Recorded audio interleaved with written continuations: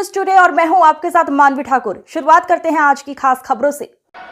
मोदी जी के हाथ में और बंगाल हो साथ में, तो देखना कैसे बंगाल की सूरत बदल जाती है, किस प्रकार से बंगाल के एक एक युवा के हाथ को काम मिलेगा। आज देखिए अलग अलग राज्यों में किस प्रकार से किसानों को सिंचाई की सुविधा मिलती है, इरिगेशन मिलता है, किस प्रकार से इरिगेशन टैंक तैयार होते हैं, लेकिन हमारे बंगाल में सिंचाई की व्यवस्था नहीं है। हमारे बंगाल में उसके ऊपर पैसा खर्चा नहीं होता। हमारे बंगाल में किसानों की तरफ देखने को ममता दीदी को कोई समय नहीं है। अरे ममता दीदी तो केवल तुष्टीकरण की राजनीति पर तुली हुई है। ममता दीदी को लगता है बंगाल की प्रकृति को बदल देंगे, बंगाल में डेमोग्राफी को बदल देंगे और डेमोग्राफी को बदल के इस बंगाल में वो राज करना चाहती है। आप देखिए किस प्रकार का पलायन चल रहा है। यहाँ से लोग मुंबई में हमारे यहाँ पर आकर छोटे छोटे काम ज्यादा कर रहे हैं। अरे उनको तो यहाँ पर उनके हाथ को काम मिलना चाहिए, पर बेचारों को यहाँ काम नहीं मिलता, पलायन करके मुंबई में जाना पड़ता है।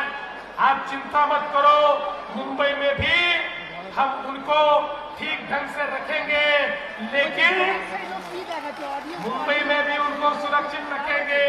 लेकिन हम तो ये चाहते हैं बंगाल में बीजेपी की सरकार आए और यहाँ का हर आदमी बंगाल में वापस आकर बंगाल में नौकरी करे, बंगाल में रोजगार पाए, बंगाल में उसके हाथ को काम मिले। पश्चिम बंगाल का हर नागरिक यहाँ पर अपना काम पाए, इस प्रकार का सपना हम लोग देखते हैं। लेकिन ममता दीदी तो दूसरा ही सपना देखना चाहती है। ममता दीदी चाहती है कि यहाँ का जो आदमी है वो तो पलायन करे और बांग्लादेशी आकर यहाँ पर आपके रोजगार पर कब्जा करे, यहाँ पर आकर हमारे देश में बसकर हमारे देश को खोखला करे। इस प्रकार की राजनीति चल रही है। मालदा हो, मुर्शिदाबाद हो, नादिया हो, पुरुलिया हो, बांकुड़ा हो, दक्षिण और उत्तर दिनाजपुर हो, एक एक जिले की जो हालत है उस हालत को देखने के बाद आप यकीन मानिए, अगर इस समय परिवर्तन नहीं हुआ तो अगले बार मैं नहीं जानता कि तारा माता का भी दर्शन करने के लिए हम जा पाएंगे या नहीं जा पाएंगे। इस प्रकार की परिस्थिति इस बंगाल के अंदर तैयार हो रही है। दोस्तों, माँ माटी और मानुष की बात करने वाली दीदी ने न माँ को देखा, न माटी को देखा, न मानुष को देखा। उनको तो केवल सत्ता चाहिए, सत्ता के लिए कुछ भी करने को तैयार है। रोज भ्रष्टाचार हो रहा है, कैश फॉर क्वेरी हो रही है, शिक्षकों की भर्ती में फर्जी भर्ती हो रही है, उसमें पैसा खाया जा रहा है, एसएससी में भ्रष्टाचार हो रहा है, नगर निगम की भर्ती में भ्रष्टाचार हो रहा है, मवेशियों की तस्करी हो रही है। दोस्तों, जिस प्रकार से भ्रष्टाचार, अनाचार, दुराचार का राज इस बंगाल में हमको दिखाई देता है। अरे वो जमाना था जब कम्युनिस्टों ने बंगाल को खत्म किया, ममता दीदी आई तो हमको लगा अब इन कम्युनिस्टों से कुछ तो अलग ममता दीदी करेगी, पश्चिम बंगाल फिर विकास की राह पर जाएगा। लेकिन दीदी उनसे भी खतरनाक निकली। दीदी ने तो कम्युनिस्टों को भी पीछे छोड़ दिया और जिस प्रकार से बंगाल को नोच नोच कर खाने की ये दीदी की यहाँ पर जो बात चल रही है उसके खिलाफ हमको एकत्रित होना पड़ेगा। कानून व्यवस्था बनानी पड़ेगी। बंगाल के इस औद्योगिक कब्रिस्तान को समाप्त करना होगा और एक नई आर्थिक नीति इस बंगाल के अंदर हमको करनी होगी। आप देखिए, एक जमाने में जितना डायरेक्ट फॉरेन इन्वेस्टमेंट आता था सबसे ज्यादा बंगाल में आता था। सबसे ज्यादा दुनिया भर के लोग अगर निवेश करते थे तो बंगाल में करते थे। अब परिस्थिति क्या है? देश में जितना फॉरेन डायरेक्ट इन्वेस्टमेंट आता है उसमें 37% महाराष्ट्र में आता है और बंगाल में कितना आता है मालूम है? 0.6%, आधा प्रतिशत, केवल आधा प्रतिशत। यानी बंगाल को उद्योगों का कब्रिस्तान बनाने का ये काम जो यहाँ पर हो रहा है, इसके खिलाफ ये लड़ाई हमको लड़नी पड़ेगी। इसलिए दोस्तों, मोदी जी की सरकार ने जो योजनाएं तैयार की, ममता दीदी आप तक को योजनाएं पहुंचने नहीं देती। अरे मोदी जी ने हर आदमी को 5 लाख तक का इलाज मुफ्त में दिया, दीदी ने उसको भी अटका दिया। न घर का पैसा मिलने देती है, न रोजगार का पैसा मिलने देती है, न महिलाओं के कल्याण का पैसा मिलने देती है। अरे पूरे देश में मेरी बहनें लखपति दीदी बन रही है, लखपति दीदी। मेरे महाराष्ट्र में 50 लाख बहनें लखपति दीदी बन गई।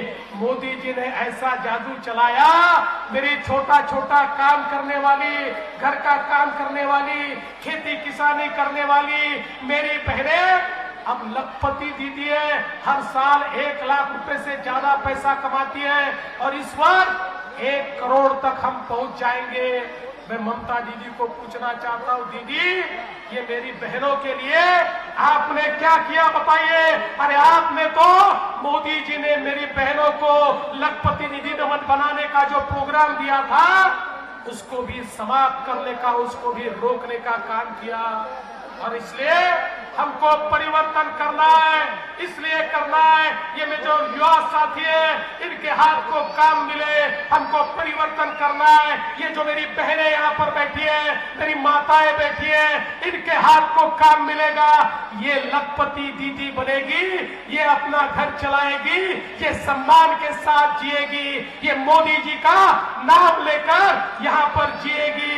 इस प्रकार से हमको परिवर्तन यहाँ पर करना है। देखिए बंगाल में तो दादा महाभारत से भी भयानक बात हो गई। बंगाल में जब एसआरए हुआ, हमने सुना था महाभारत में कौरवों को 100 पुत्र थे, लेकिन बंगाल में तो 2 ऐसे मतदाता निकले जिनको 200 से ज्यादा बच्चे और 7 कौरव के साथी निकले जिनको 100 बच्चे और 10 ऐसे जिनको 50 से ज्यादा बच्चे। अरे कहां से आए, कैसे आए? ये महाभारत का रिकॉर्ड ये कैसे टूट गया? ये कौरवों का रिकॉर्ड तोड़ने वाले ये बंगाल में कहां से घुस आए? ये घुसपैठियों को यहाँ पर रहने नहीं देंगे। मोदी जी की सरकार है। अरे ममता दीदी तो यहाँ पर हमारे जो केंद्रीय फोर्सेस है उसको जगह देनी है, उसको भी अड़ंगा डालती है। हम जो हमारे बॉर्डर को सील करना चाहते हैं उसको भी रोकने का काम ममता दीदी के माध्यम से हो रहा है।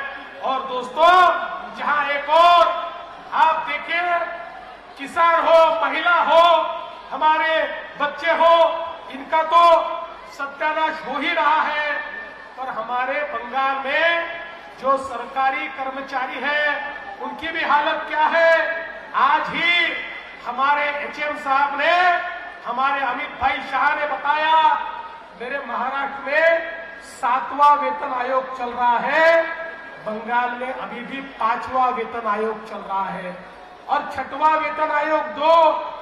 ये सुप्रीम कोर्ट ने बताया। ममता दीदी सुप्रीम कोर्ट को भी मानने को तैयार नहीं, वो देने को तैयार नहीं। आज हमारे गृह मंत्री अमित शाह जी ने बताया, मोदी जी के नेतृत्व में बंगाल में सरकार बनेगी, हमारे सरकारी कर्मचारियों को 7वां वेतन आयोग इस बंगाल में दिया जाएगा। ये ऐलान भी आज यहाँ पर हमने किया है। इसलिए दोस्तों, आज मोदी जी के नेतृत्व में एम्स हो, बागडोगरा के एयरपोर्ट का विस्तार हो, रेलवे की परियोजना हो, सीमा की फेंसिंग हो, कई चीजें चल रही है, लेकिन इस हर चीज में अड़ंगा डालने का काम यहाँ की सरकार के माध्यम से हो रहा है। इसलिए डबल इंजन की सरकार लाइए। देखिए, डबल इंजन की सरकार महाराष्ट्र में आई, किस तेजी के साथ महाराष्ट्र आगे बढ़ रहा है। देश में मोदी जी की सरकार और बंगाल में भी बीजेपी की सरकार अगर आएगी, डबल इंजन की सरकार आएगी, डबल ताकत होगी, डबल तेजी होगी, डबल विकास होगा, बंगाल बदलेगा। बंगाल के जन जन के जीवन में एक परिवर्तन हम लोग लाएंगे। ये बंगाल मैन्युफैक्चरिंग हब बनेगा, ये अंतर्राष्ट्रीय व्यापार का केंद्र बनेगा, ये एक ऐसा केंद्र बनेगा जो एक जमाने में बंगाल, पश्चिम बंगाल ने देखा था, वही विकास हमको यहाँ पर देखने को मिलेगा।